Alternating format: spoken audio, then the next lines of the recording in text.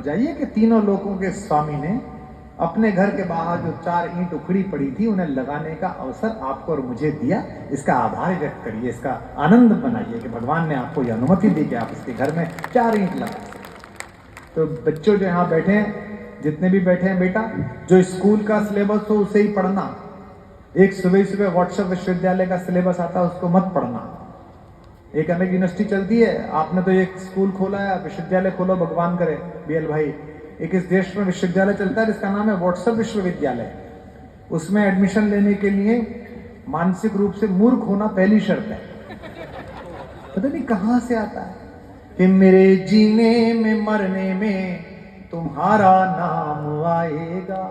मैं जानता हूं कि आगे के लोग थोड़े सहमत नहीं होंगे, पीछे वालों से अपेक्षा करता हूं कि वो सहमति दिखाते रहेंगे कि मेरे जीने में मरने में तुम्हारा नाम आएगा। मैं सांसें रोक लूं फिर भी यही इल्जाम आएगा। हर एक धड़कन में जब तुम हो तो फिर अपराध क्या मेरा। और ये स्कूल बन जाए, सारे कॉलेज के बच्चों को एक जगह इकट्ठा करके साल में एक बार कविताएं सुनवाइए, कवि सम्मेलन कराइए। कम से कम अच्छे नागरिक बनेंगे, अच्छी भाषा मुंह में आएगी। हर एक धड़कन में जब तुम हो तो फिर अपराध क्या मेरा।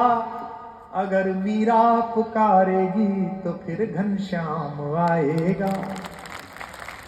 अगर मीरा पुकारेगी तो फिर घनश्याम आएगा। एक चलते चलते, हालांकि मेरा काम तो हो चुका है जिस काम के लिए मैं बुलाया गया था, लेकिन आपने कहा है तो मैं एक गीत आपको सुना देता हूँ। हमसे अक्सर कहते हैं कि पीछे आ रहा था तो पत्रकार मुझसे कह रहे थे कि साहब वो राजनीति पर भी कुछ बोलेंगे क्या। मैंने कहा नहीं, विद्यालय का कार्यक्रम है। बोले आपने भी तो की थी। मैंने कहा हाँ, बाद में हमारे साथ हो गई। तो राजनीति और शिक्षा का संबंध केवल इतना ही होना चाहिए। ये आपकी इंटेंशन को शो करता है कि आज आपने मंच पे राजनेताओं को नहीं बिठाया। पहले ही दिन बच्चों को इनके चेहरे नहीं दिखने चाहिए। संतों को बिठा लो, कवियों को बिठा लो, लेखकों को बिठा लो, इनको क्यों बिठाओ। पुनर्विचार की आवश्यकता है। हमसे आजकल सारी पॉलिटिकल पार्टी खुश है। भाजपा वाले बहुत खुश हैं, अक्सर आते हैं भाजपा वाले मेरे कार्यक्रम में, यहां भी बैठे। इनको लगता है ये वाला नारियल टूटेगा और पूजा में चढ़ेगा। कांग्रेस वाले भी खुश हैं। कल परसों मैंने सीकर में बोल दिया राहुल जी के निष्कासन पर कि भाई निष्कासित आदमी ही क्रांति लाता है, चाहे राम हो, चाहे बुद्ध हो, चाहे सल्लल्लाहु अलैहि वसल्लम हो, चाहे ईसा मसीह हो। तो कल से उसे लिए घूम रहे कांग्रेसी। देखो अब तो कुमार विश्वास भी कह रहा है, उसमें आखिरी वाक्य काट दिया कि अगर ढंग से मेहनत करे, वाला काट दिया क्योंकि वो सूट नहीं कर रहा था।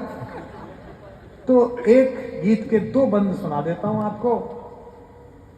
बीएल भाई भी सोचेंगे किसे बुला लिया यार, लेकिन अच्छा है, आप तो अच्छा काम कर रहे हो, तो मैं निवेदन करता हूं। हमसे लोग कहते हैं कि राजनीति और कविता की क्या रिश्तेदारी है।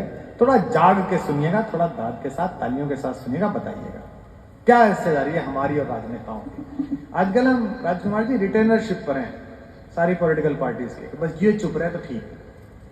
तो नमस्ते भी करते हैं, कहते भी हैं, बहुत बढ़िया बताते हैं, बहुत अच्छे आदमी हैं, बड़े विद्वान हैं, दिव्या पर सरस्वती है। जिस दिन इनके विचार के बारे में खिलाफ बोल दो उस दिन कहते हैं दिमाग खराब हो गया है इसका। निवेदन करता हूं कि साथ रहो तो सबसे बेहतर। पॉलिटिकल पार्टीज और कविता का क्या संबंध है, शिक्षा का क्या संबंध है, आपसे भी यही चाहेंगे ये, और ठीक लगे तो बताना मुझे कि साथ रहो तो सबसे बेहतर, मौन रहो आभारी है। वहां मिलनी चाहिए थी आप कि साथ रहो तो सबसे बेहतर, मौन रहो आभारी है। अगली पंक्ति पर तालियां बजा देना कि साथ रहो तो सबसे बेहतर, मौन रहो आभारी है। सत्ता की कविता से केवल इतनी रिश्तेदारी है। सत्ता की कविता से केवल इतनी रिश्ते। एक पंक्ति बोलूं, शायद आप स्वीकार करें अपनी तालियों के बीच।